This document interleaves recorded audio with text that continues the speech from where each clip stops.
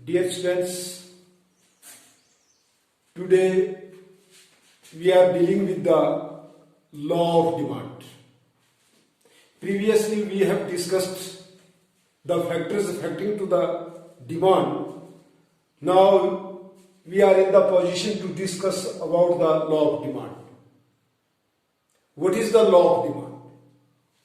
Law of demand states that other things being constant, the amount of a commodity increases with a fall in the price and decreases with a rise in the prices.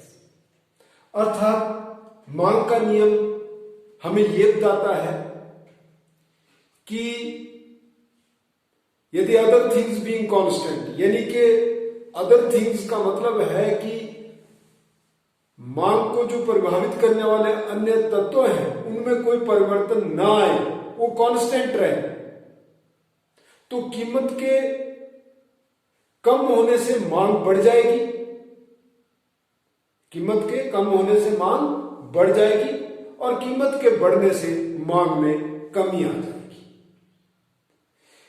इसलिए आपको other factors यानी कि factors affecting to the demand, ये आपको tips पर चाहिए। आपको एकदम से 5 जो फैक्टर्स थे वो एकदम से आपको मालूम होने चाहिए। पहला था आपके पास प्राइस ऑफ द कमोडिटी, दूसरा था price of the related goods, तीसरा था इनकम ऑफ द कंज्यूमर, चौथा था आपके पास टेस्ट, प्रेफरेंस, फैशन, हैबिट्स और पांचवा था एक्सपेक्टेशंस। यहां पर आप क्या देख रहे हैं, एक फैक्टर इफेक्टेड है, वो इफेक्ट कर रहा है, बाकी जो अदर फैक्टर्स हैं वो कांस्टेंट है। तो once again, what is the law of demand? Law of demand states that other things being constant, the amount of a commodity demanded increases with a fall in the price and decreases with the rise in the prices. Next we have the assumptions. Assumptions का मतलब होता है कि ये नियम कब लागू होगा, इसके पीछे क्या मान्यता है।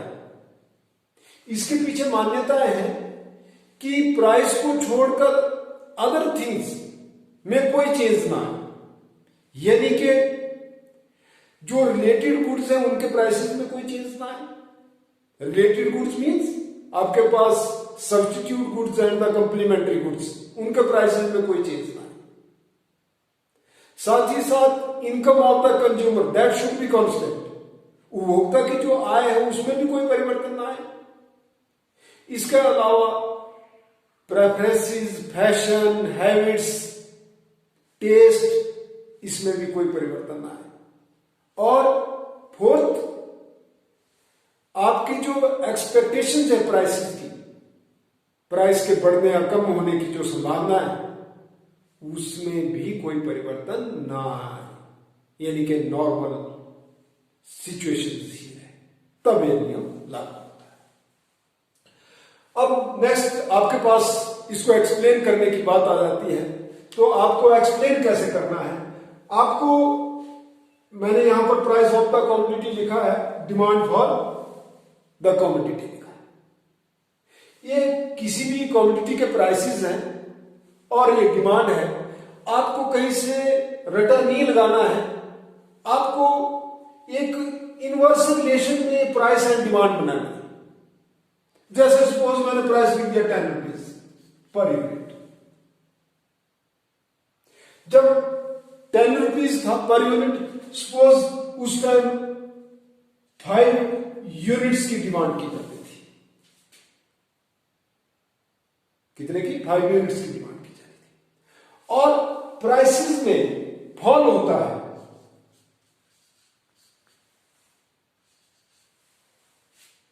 नेचुरली डिमांड क्या होगी? That will increase.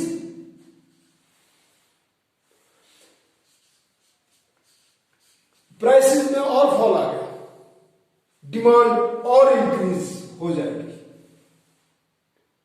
प्राइसेस में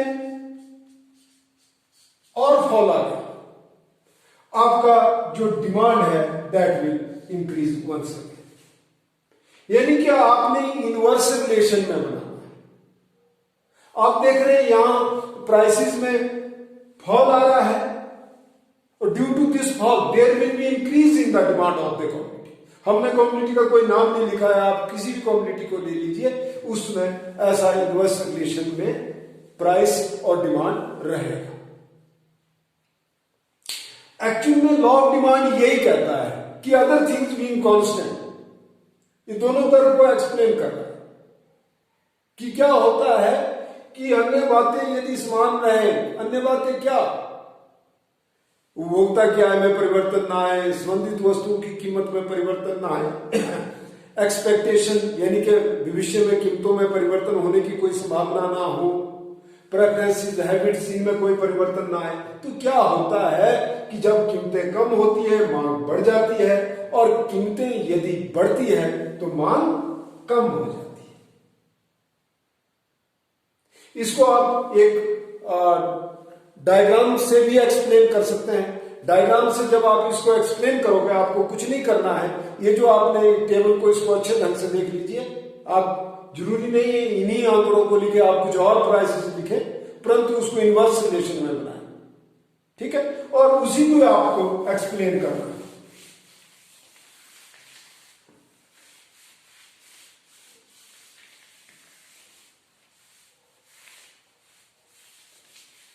यहां पर आपके पास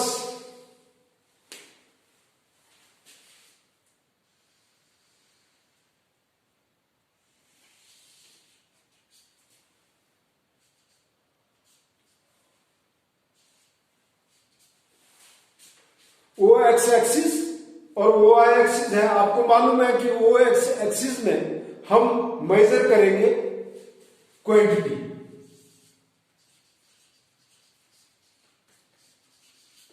that is the quantity demanded, और यहां पर आप मेजर करोगे प्राइस।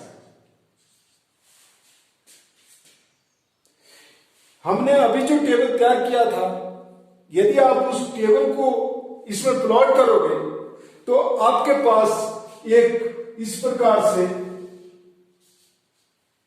डिमांड कर्व बन जाएगा, जिसका मीनिंग है कि ओपी प्राइसेस पर ओक्यू क्वांटिटी डिमांड की जा रही है, और यदि प्राइसेस में फॉल आता है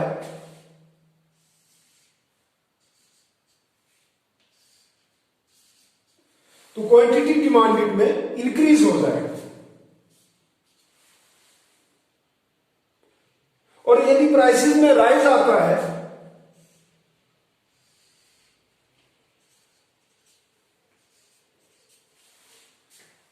प्राइसेस में राइज आता तो क्वांटिटी डिमांडेड में डिक्रीज हो जाएगा। This is the law of the demand. अभी तक जो आपने बात सीखी, सबसे पहले what is the law of the demand, दूसरी बात उसकी what are the assumptions to the law of demand, मान्यता क्या है, यानी कि ये बात कब होगी, ऐसा कब होगा। तो आपने कहा कि यहां पर इफेक्टेड जो चीज है that is the price, price ही प्रभावित कर रही है। Other things being constant, other things means that is the price of the related goods, income of the consumer, preferences, taste, fashion and the expectations, all these are the constant. Due to fall in the price there will be increase in the demand, and due to the rise in the prices there will be increase in the demand, right? इसको table बनाओगे, कहीं से rote learning करने की जरूरत नहीं है, जो मैंने टेबल बनाया उसी को रखने की जरूरत नहीं है, आप अपने से बनाओगे। आप ऐसे भी एक एक्सपीरियंस करिए बाजार में, होता क्या है कि जब प्राइसेस में इंक्रीज होता है, राइज होता है, तो डिमांड नेचुरली फॉल हो जाती है, वो कम हो जाती है, और यदि प्राइसेस कम होते हैं तो मांग में वृद्धि हो जाती है। ऐसा होता है अक्सर। उसी को आपने एक्सप्लेन करना है टेबल में, उसी को लिखना है आपने, और उसकी सहायता से जो आपके पास एक डायग्राम बनेगी, ग्राफ पेपर पर जो प्लॉटेशन करोगे तो इस प्रकार से एक नेगेटिव स्लोप्ड डिमांड कर्व बन जाएगा। which states that with a rise in the price, there will be increase in the demand, and with a fall, there will be decrease in the demand. Right? Next, we have the exceptions to the law of demand. Exceptions. Exception का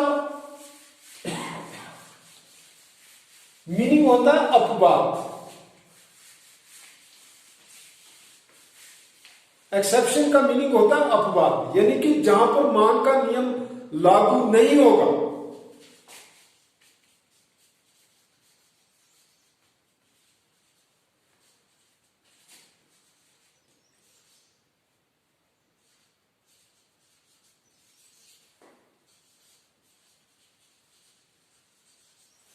exceptions to the law of demand, अर्थात यहां पर मांग का नियम लागू नहीं होगा. कहां नहीं होगा? सबसे पहले एक सर रॉबर्ट गिफन हुए, एक इकोनॉमिस्ट हुए.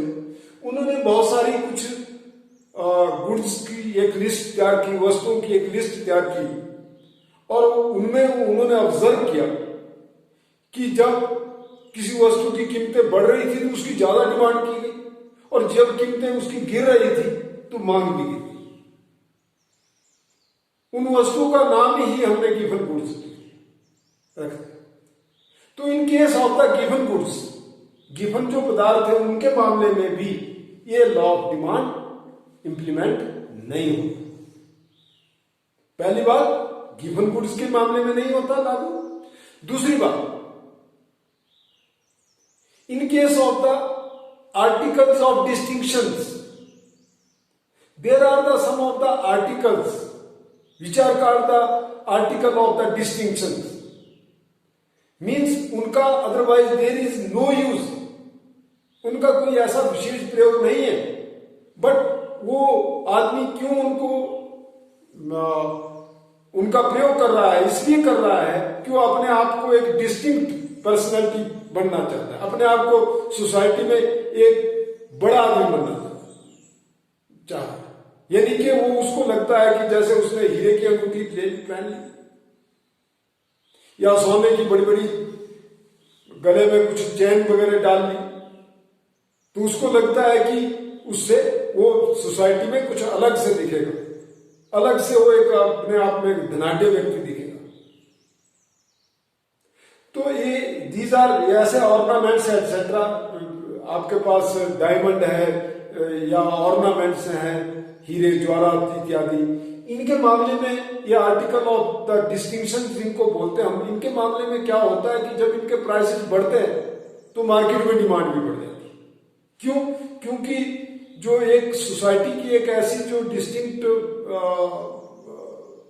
क्लास है वो इसका ज्यादा प्रयोग करना शुरू कर देती है,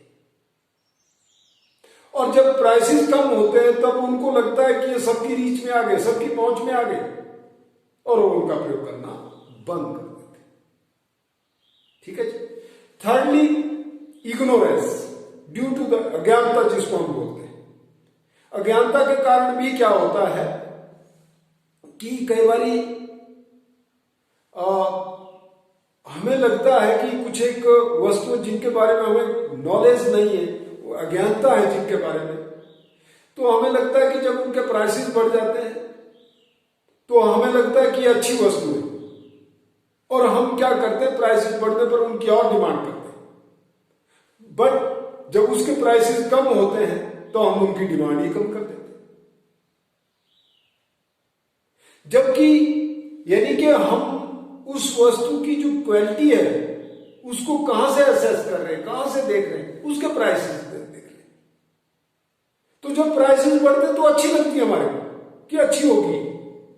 कई बारी हमारे साथ, अपने साथ भी ऐसा होता है, क्योंकि जैसे हम क्लॉथ्स वगैरह खरीदते हैं, कपड़े खरीदते हैं, तो हमें उसके बारे में कोई प्रॉपर नॉलेज नहीं होती, तो जो महंगी आइटम होती है उसमें वो लगता है कि ये ज्यादा बेटर होती होगी और उसको ले लेते हैं. तो यहां पर भी मांग का नियम लागू नहीं होता. तो ऐसे मैंने आपको तीन चीजें बहुत ज्यादा, जो काफी ज्यादा जो मांग के नियम का अपवाद कहलाती है, या अर्थात जहां पर मांग का नियम लागू नहीं होता। वो मैंने कौन कौन सी गिनाई आपको। एक तो गिवन गुड्स, जिनको हम गिवन पदार्थ कहते हैं।